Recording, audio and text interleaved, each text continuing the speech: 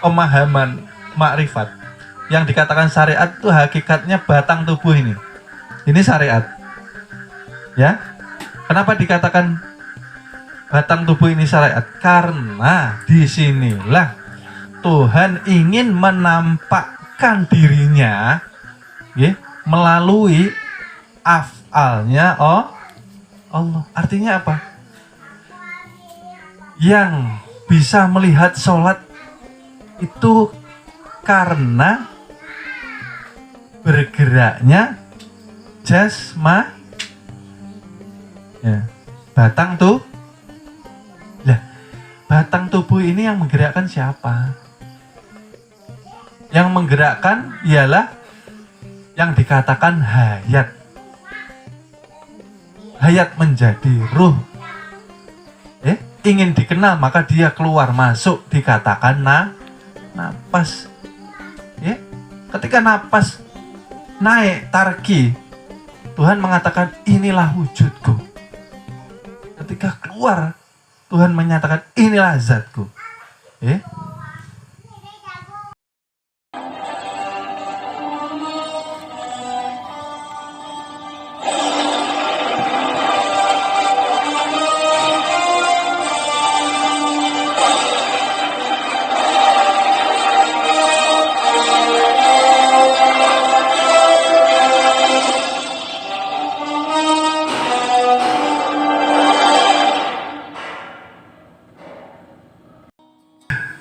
Tidak sepenuh hati menjalankan diklat pembentukan karakter manusia insan kamil.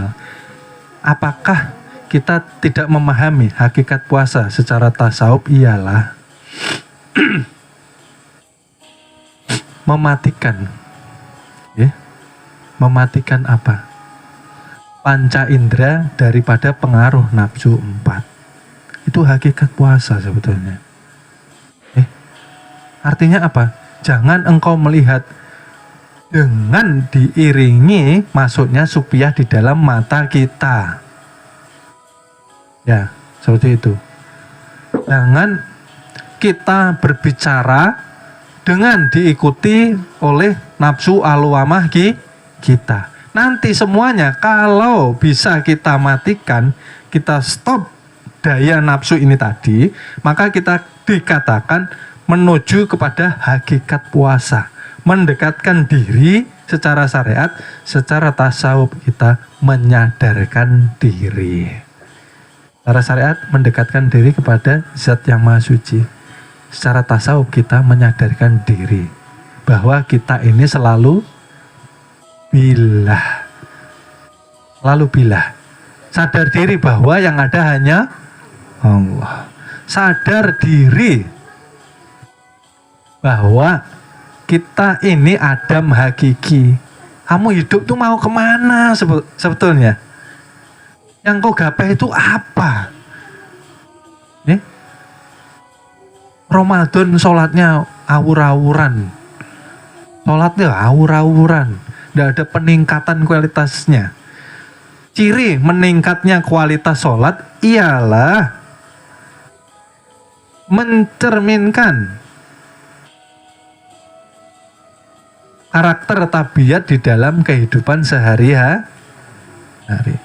Yang benar sholatnya maka akan ditolong Tuhan Zat yang Maha Suci. Yang benar sholatnya maka akan selalu dilindungi oleh Allah Subhanahu wa Ta'ala. Yang benar sholatnya maka karakternya akan mencegah dari perbuatan keji dan munkar. Itu jangan keluar diri dulu, masuk ke dalam diri ini loh. Kita punya napas tidak diiringi zikir nih, kita sudah keji, dikatakan keji. Jangan keluar diri dulu, ke dalam diri.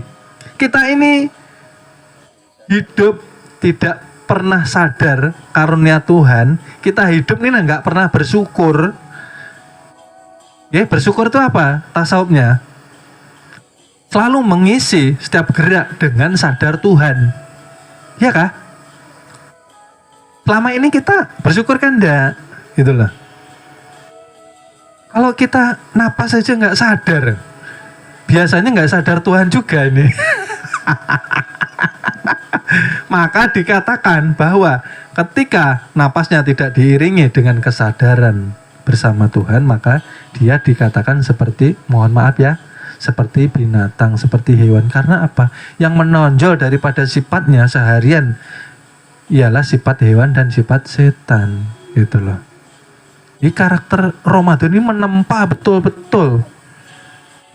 Jangan hanya terawih rame ikut. Yaitu memang syar'inya harus diikuti. Karena tidak sempurna puasa tanpa mengikuti dan melakukan terawih. Tidak diterima puasa kalau tidak menjalankan sholat 5 waktu. 5 waktu dijalankan, terawih dijalankan juga. Oke? Seperti itu loh. Tapi ya terkadang begini ya, kita tidak boleh mencela ya.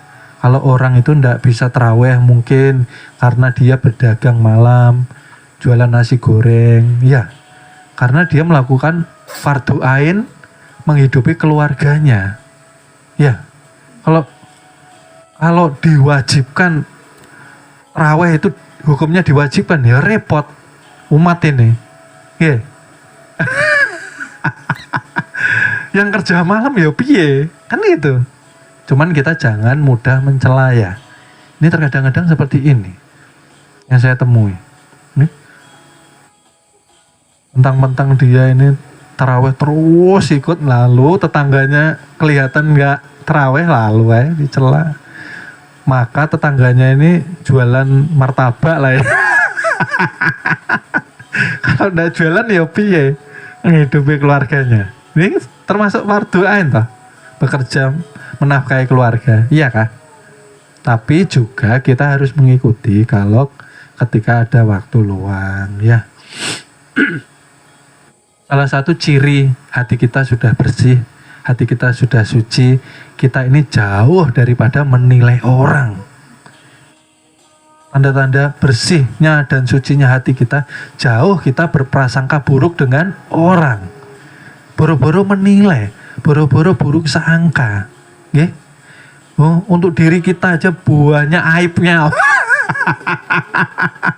Makanya kan kita harus berterima kasih sama Tuhan toh. Coba bayangkan kalau aib itu ditampakkan melalui bau yang menyengat, tidak ada orang yang mau mendekati kita. Bau saja nih lah, nggak usah ditampakkan secara full, baunya saja. Kalau orang itu banyak dosanya lalu baunya kayak Abu Jahal ya mamanya. Abu Jahal itu kan dikubur ya di rumahnya, tapi berapa meter baunya busuk terus. Karena memuji siapa? Rasulullah Shallallahu. Coba seandainya seperti itu. Alah. Makanya kita ini tidak boleh mudah menilai orang, mengomentari orang, ya. Apalagi buruk sangka, ya. Jauh-jauh, nauzubillah. Ya, makanya di setiap kajian, kenapa? Setiap di grup WA saya selalu menanamkan, ayo kita selalu berbuat baik sesama manusia, walaupun perbuatan baik ini tidak pernah dilihat orang, tidak pernah dibalas dengan kebaikan. Jangan putus asa. Kenapa? Karena kita kezohiran Tuhan melalui apa? Sifatnya. Kita ini nur, cahaya daripada Tuhan. Tapi kita tidak boleh mengaku.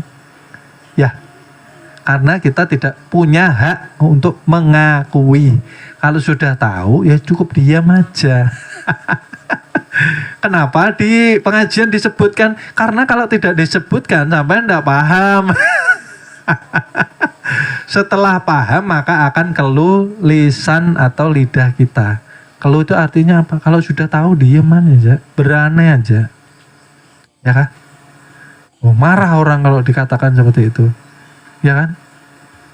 Tumbuhan itu loh. Sifat Tuhan. Ini dicari gurunya ini nanti. Maka seluruh alam semesta termasuk kita ialah Nur Muhammad. Nur Muhammad.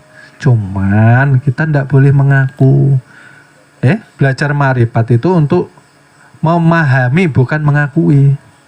Belajar marifat itu bukan untuk mengaku jadi Tuhan, bukan untuk mengaku menjadi nabi dan rasul. Cuman dalam hati kita sudah memahami dan mengetahui hakikatnya. Ya kah? Berdiaman aja, nikmati aja melalui rasa dengan merasakan. Rasa merasakan itu ikatannya. Itu kita menuju kepada Rasul, disampaikan kepada Allah. Itulah dikatakan Rasulullah. Allah tidak terpisah dengan Tuhannya. Sampailah kita. Kenapa tidak sampai-sampai? Dididik, ditempa, digembleng, dikasih diklat di bulan suci Ramadan, tidak pernah lulus. Ramadan santai pikirannya nanti bukaan nih cari tajil di mana gitu. Ya, aduh. Ya itu mulai sekarang, ayo kita tingkatkan kualitas keimanan kita, ketakwaan kita. Seberapa sih kita beriman sama Tuhan? Kan kita pastinya bisa mengukur, wong kita punya akal, punya Al-Quran loh, kita punya kitab ini yang top number one, penyempurna dari kitab-kitabnya para rasul yang terdahulu. Al-Quran itu number one, nomor satu yang paling utama, kitab suci para nabi dan rasul. Kita miliki, kita umat rasul. Kenapa kita terbelakang? Kenapa kehidupan kita hancur? Kenapa masa depan kita kelabu? Karena dari awal kita nggak ngikuti Al-Quran itu, gitu loh. Kita diajarkan mungkin cuma membaca deres saja, tapi nggak diajari cara memahami isi kajian, isi pesan Tuhan yang ada di dalam Al-Quran ini. Kan dikatakan Qul hu Allahu ahad, ahad, ahad. Kita hidup untuk ibadah. Ibadah itu mengesahkan. Selama ini yang dipahami umat menyembah. Ada dua, ada hamba, ada tuh. Itu dikatakan masih syirik. Karena satu wujud ada dua pengakuan. Inilah yang perlu digali di dalam kitab suci Al-Quran. Setelah ditafsir ya harus ditakwil, dicari pemahaman maknanya sampai kepada maksud yang dituju. Kan seperti itu. Nah, kita dikasih akal ini kok santai-santai, nggak pernah diasah ya. Maka puasa itulah sebagai sarana untuk mengasah ketajaman batiniah seorang hamba untuk menerima perintah-perintah dari Allah Subhanahu wa Ta'ala, untuk menerima teguran-teguran dari Tuhan. Kita ini setiap hari ditegur tapi nggak pernah merasa. Karena apa? Puasa kita sebatas menahan lapar, haus, dan dahaga. Batin kita nggak pernah kita puasakan. Maka di perguruan ini diajarkan puasa ilmu, dimana menjalankannya di dalam keramaian. Hanya kita dan Tuhan saja yang tahu. Loh, perguruan sudah memberikan loh. Puasa ilmu itu bagaimana engkau merasakan kehadiran Tuhan. Kan poinnya di situ lah.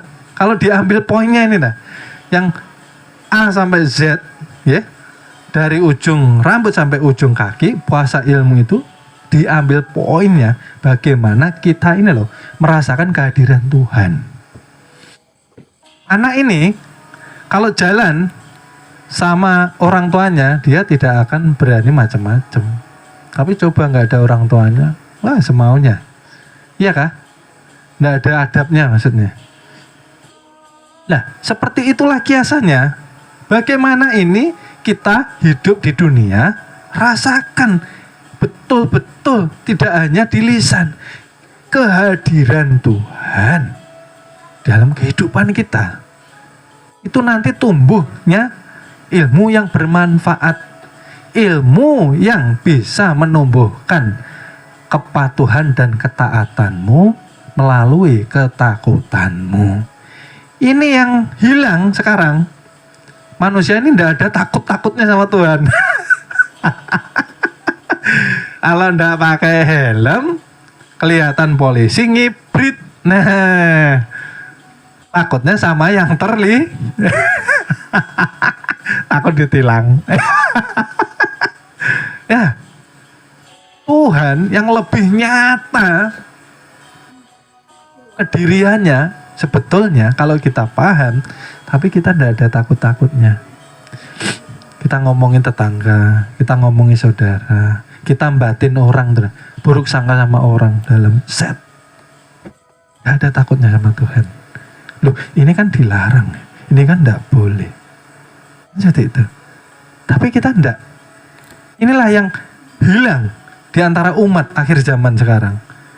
Beragama katanya, punya Tuhan katanya, tapi akhlaknya tidak menunjukkan dia seseorang yang memeluk agama Islam. Nabi Muhammad ini memperjuangkan Islam luar biasa loh. Ya, dengan berperang, tetesan darah, kita tinggal menerima, tapi tidak mau memperjuangkan kan?